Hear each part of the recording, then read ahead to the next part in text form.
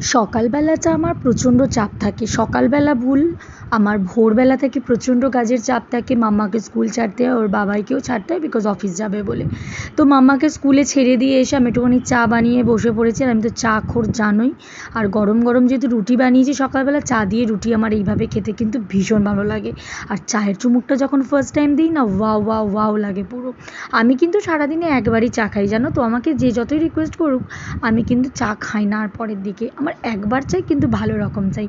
Bell ফুলগুলোর যা সুগন্ধ বেরিয়েছে, আমি মাম্মাকে স্কুলে দিয়ে এসে আগে বারান্দায় গিয়ে মানে ফুলগুলোকে দেখলাম।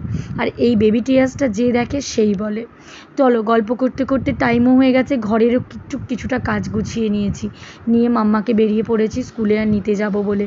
আর আজকে দেখো, এই দুই বন্ধু, আজকে আমার বড় ছাত্রটা না তোমারও একটু প্রবলেম হয়ে গেছে, তাই মাম্মার ছাত্রটা নিয়েই বেরিয়ে পড়লাম। আর দুই বান্ধবীতে গল্প করতে করতে বাড়িও চলে এলাম।